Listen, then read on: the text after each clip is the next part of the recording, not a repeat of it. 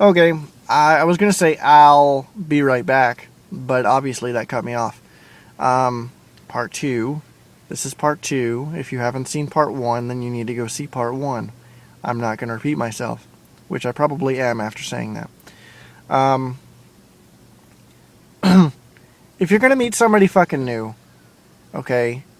Step one, have a method of contacting someone. Step two, have a knife or a weapon, something that you can protect yourself with. Step three, either go with someone to meet this new person or meet them in a public place. Don't give them your address. You know, if you don't have a car and you live down the street from a gas station, meet them at the gas station. You know, I insisted on meeting this person at the gas station. They wanted me to pick them up from their house. You know? Step four, if you go out of your house and you have an ID of any kind, take it with you.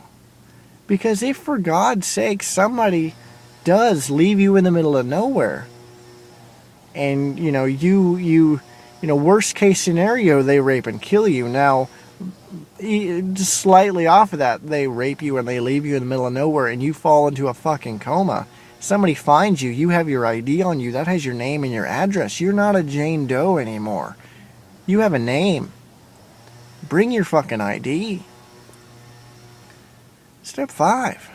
If you live in a fucking place that has a forest within driving distance, hell, even within walking distance, bring a lighter or a pack of matches.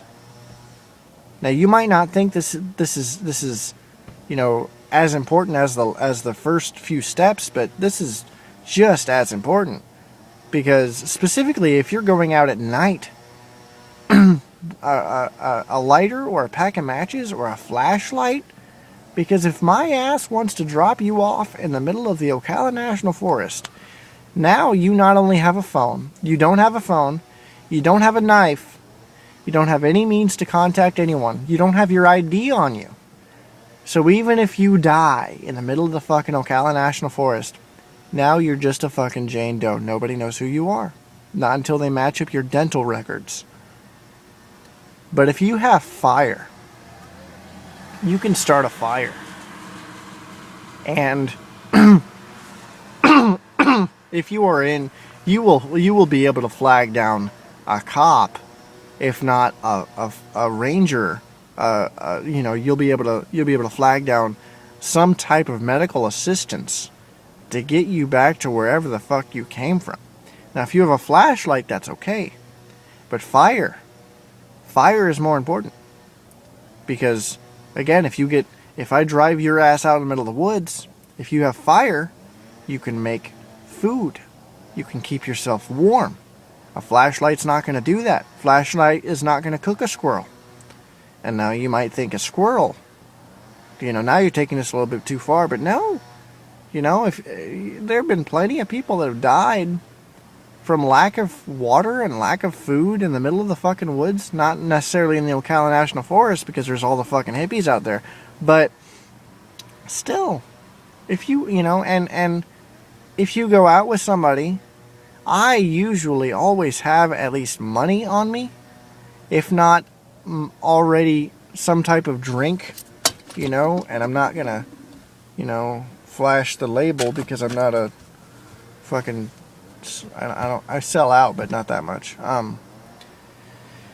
But come on, you know, bring something with you other than a pack of cigarettes and your clothes, because and then okay, you get into idle chit chat.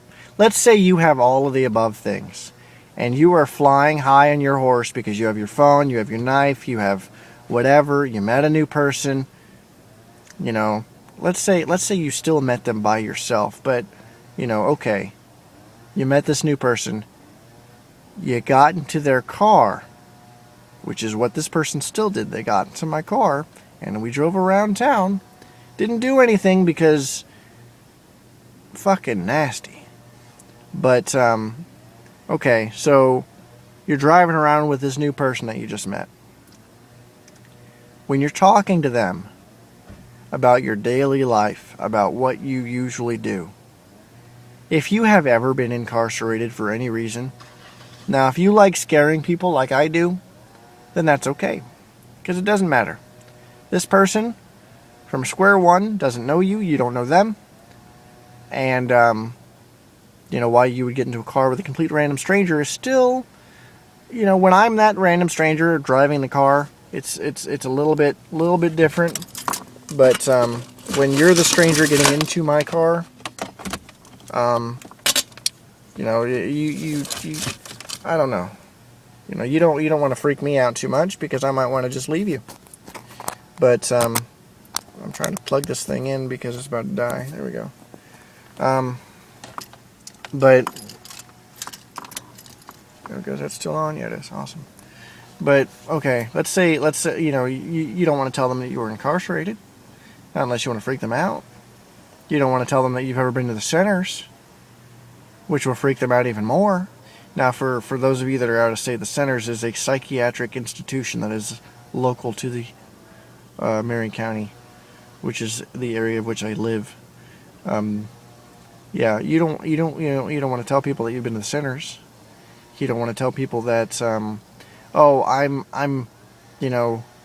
19 years old and I'm a junior in high school because I failed so many years. No, that means that you're retarded. You don't volunteer that information. You don't tell people that I when they were lighting their cigarettes and I was lighting mine, their lighter didn't work, so I offered my lighter, and they asked me, well, what do you do if your lighter goes out like mine did? I said, well, I have matches. They told me, oh, I don't know how to light a match. I'm going to let that sink in for a second there. I'm going to repeat it one more time. I don't know how to light a match. And I actually said this. I said, it's really not rocket science. You take the stick and you strike it against the box, and ta-da, there's fire. Because at this point in our conversation, I really didn't give a shit what they thought about me. Because I'm never going to see this person ever again in my life. In fact, when I get back home, I'm going to block them from all of my shit. They don't even know my name. We never even exchanged names. I know their first and last name. I know where they live. They don't even know my first name. Fucking crazy. Okay, but yeah, there's a new rule that I'm instituting for anybody ever that wants to hang out with me. Ever. Now the original rule was that you have to be at least 18 with some type of proof that you're 18, because I'm not getting tricked into that shit ever again. Long story. Rule number 2. I'm going to institute this rule tonight. You have to have a high school diploma. You have to have graduated high school. And if you have not graduated high school, you have to have a GED and a damn good excuse as to why you did not graduate high school. Oh, I moved so many times and my credits didn't transfer or whatever. That's a reasonable excuse. Your family is nomads. You're a gypsy fucking family. You moved around a lot and you didn't graduate high school, so you have a GED. Okay, congratulations. But I'm going to cut this off now because, again, 10 minutes. I'm going to upload these when I get home. I've worked 5 to 10 tomorrow. Have a good night. Fucking crazy.